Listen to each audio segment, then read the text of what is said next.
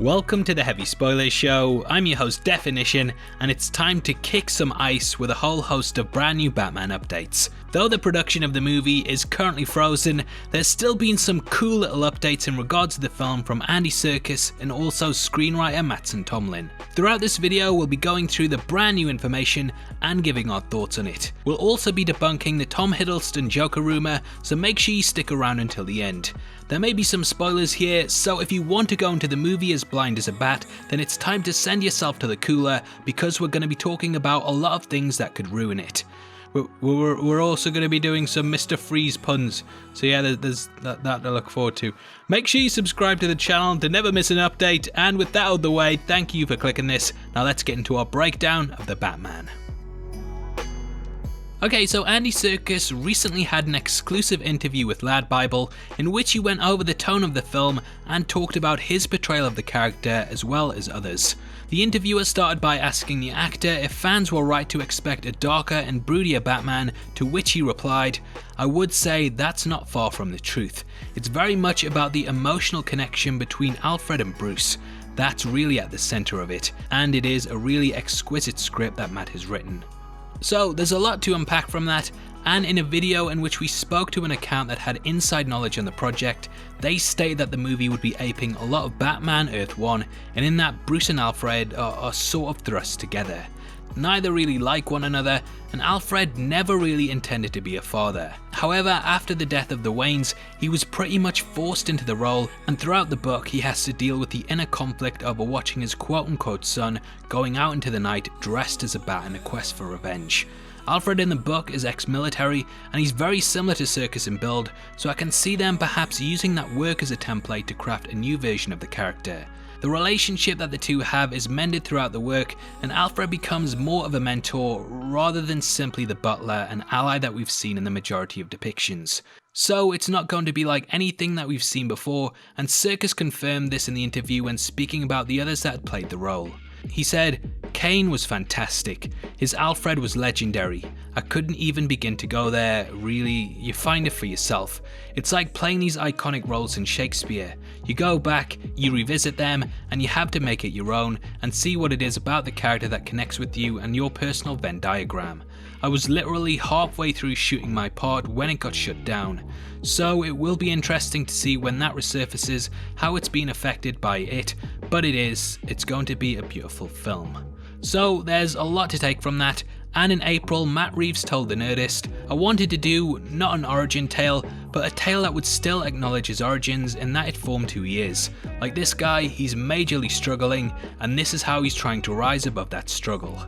This very much ties in with Serkis' comments on how they're pretty much reimagining Batman and diving into the psychology of what really makes him tick. I think the darker and broodier comments highlight that we will very much be studying Wayne's psyche and why he does what he does and why he's just always sitting about in the darkness brooding. When looking at Batman, there are really a lot of contradictory things that make him a fascinating character.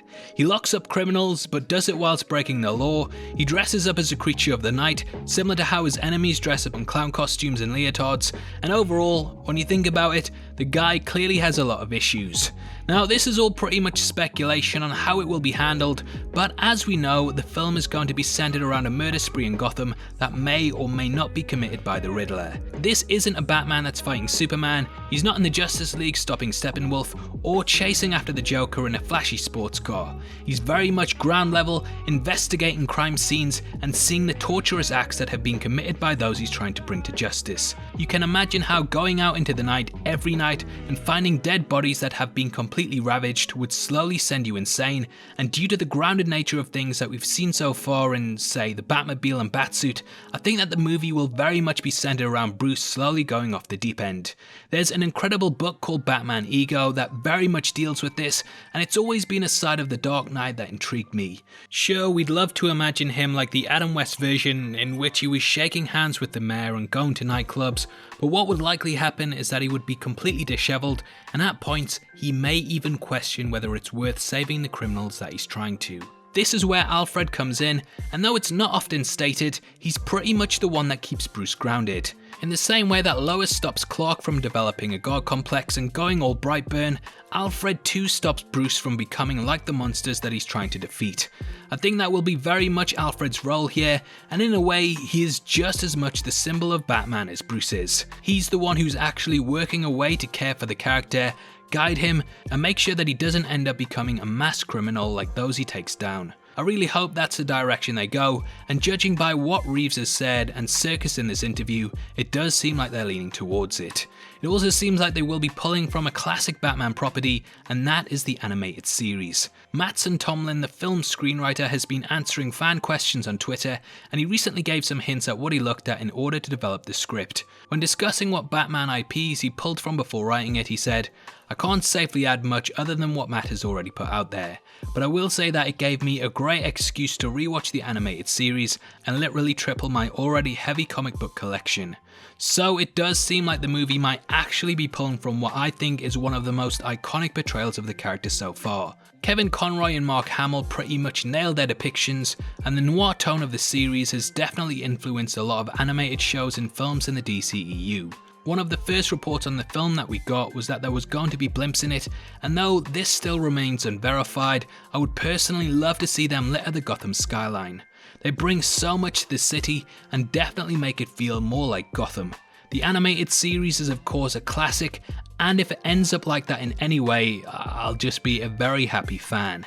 And finally, you may have seen some rumours going around that Tom Hiddleston has been cast as the Joker in the new Batman trilogy. Though I can't say for definite whether these are true or not, using common sense, it seems unlikely. You may remember that recently Johnny Depp was rumoured to be cast as the Clown Prince of Crime, but these were quickly debunked and put on ice, so the story died down.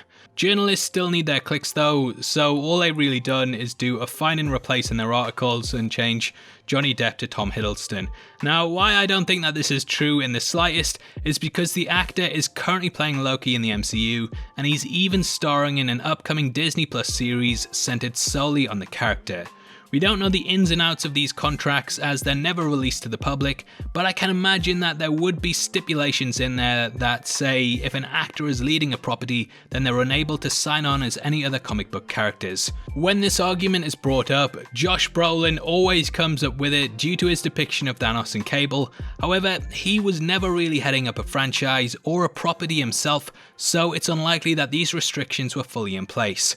What I do think will happen is that this rumour will pick up a lot of steam similar to the Johnny Depp one, and then it will be shot down once it gets big enough, and so the people that cover this will just insert a new actor.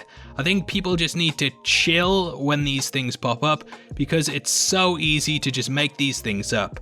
You look at any site like We Got This Covered, and they can easily run a story like Chris Evans is in talks to return to the MCU, reportedly, and it's exactly that. He is reportedly in talks to return because they're reporting on it. That's like me saying Definition has the best ice puns. Reportedly, sure he's a cool guy, but we know that's not true. Reportedly, so yeah, I doubt this is the case, and once this cools down, you'll see it was nothing but an icebreaker. What? Anyway, that's all of the Batman news for the week. Obviously, I'd love to hear your thoughts on these updates and what you want to see in the future. I'm going to be keeping my eyes close to the updates, and if any big news comes out, then you'll definitely be the first to hear it. Make sure you stay locked to the channel, and also please give us a thumbs up if you enjoyed the video. If you want something else to watch, then make sure you check out a breakdown of the original Batman v Superman script, which is going to be linked at the end. We read the entire thing, and there's a lot to talk about in regards to it, so definitely head over to that after this. If you want to support the channel from as little as 99 cents a month, then please click the join button below. You get access to content early and can also suggest video topics and breakdowns. We massively appreciate it, and it goes a long way to helping videos like this get made. If you want to come chat to us after the show, either follow us at DefinitionYT or click the Discord link in the description below. Those are the best ways to keep up to date with heavy spoilers, so hopefully we see you over there very soon. This is a channel for people who are super into superheroes, so if that's the kind of thing you like, hit subscribe. Thank you for taking the time to watch this. I've been Definition, you've been the best, and I'll see you next time. Take care, peace.